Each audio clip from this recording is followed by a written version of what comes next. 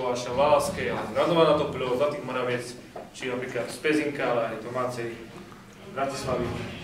Nedem vás toho zdržievať, viac znám o tejto vlastne historické udalosti zo štúrovského hnutia povie náš kolega historik Radoslav Grada, ale v úvode mi ešte raz dovolte privítať medzi nami aj predsedu Matice slovenskej Mariana Kešpera. Prosím, aby sa nám ešte raz prihovoril a niečo nám povedal o tejto príležitosti. Krátko.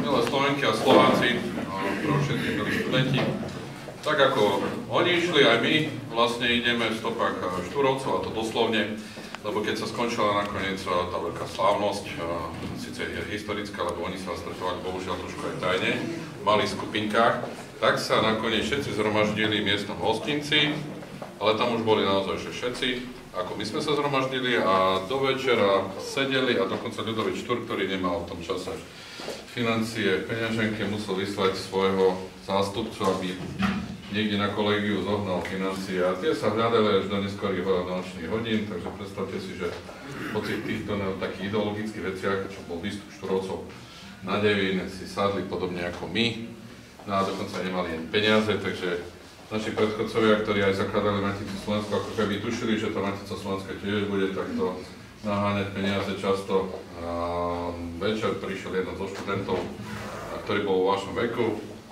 Máte koľko rokov, ste deviatáci, no tak oni boli takí 16-17 roční, tak možno trošku predsa len starší a tie financie doniesol a zaplatil celé to pohostenie aj to, čo mal Ľudovít Štúr. Takže to je aj tá ľudská stránka. Vlastne tých Štúrovcov, oni boli ľudia z mesa a kosti, mali svoje vášne, aj, by som povedal, pozitívne, niekedy aj možno také negatívne prvky po svojej povahy, boli to predsa umelci a géniovia a tí nie sú úplne, dá sa povedať, vždycky stabilní, ale ich dedičstvo je veľké, ale vnímajte ich pre všetkých ako ľudí z mesa a kosti. Boli to vaši, dá sa povedať, predchodcovia a možno aj medzi vami sedí nielen budúci prezident Slovenskej republiky, ale aj budúci spisovatelia a vedeckí pracovníci, a keď budete starší, a sa vás niekto v interviu opýta zo Slovenských národných novín 30 rokov, kde sa to začalo, poviete, že o prejave predsedu Matice Slovenskej na Devíne. Ďakujem pekne.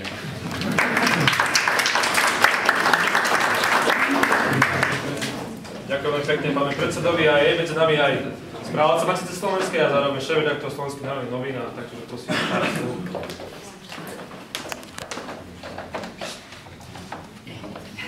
Ďakujem za slovo. Milá mládež, som rád, že ste sa tu stretli s nami pri 188. výročí Štúrovcov na Devín.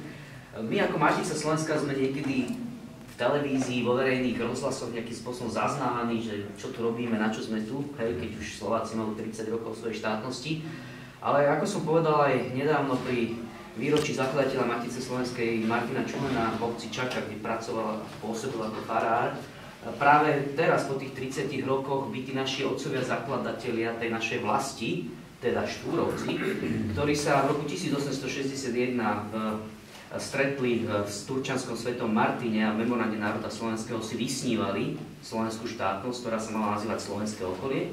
A následne po vzniku Matice Slovenskej v roku 1863 predbehlo 160 rokov a v roku 1993 tá slovenská štátnosť vznikla. Čiže Ľudovít Štúr a jeho študenti a celá tá generácia, ktorú nazývame Štúrovská generácia, v podstate sú otcovia zakladateľa našej štátnosti. Vy poznáte otcov zakladateľov americkej ústavy, americkej štátnosti, ale my máme presne takých istých významných osobností v našej histórii, ako sú tie americké, dokonca by som povedal aj významnejšie. No a po tých 30 rokoch tej našej štátnosti tá Matica Slovenska tu opäť má veľkú rolu v tej čase federácii a globalizácie, ktorá tu nastáva, aby sme aj mládeži, ale aby sme aj svetu ten svoj slovenský hlas nejakým spôsobom prezentovali. No a čo sa stalo minulý rok, keď sme tu boli, predstaviteľe Matice Slovenskej a 13 študenti, tak ako to bolo za Štúra, sme sa vyšli s vlajkami na ten Devín, národný symbol Slovákov, už Štúr tam bol, a v podstate predstaviteľia Slovenského Bratislavského múzea, ktoré má na starosti túto pamiatku, nám zakázali mať tam slovenské vlajky.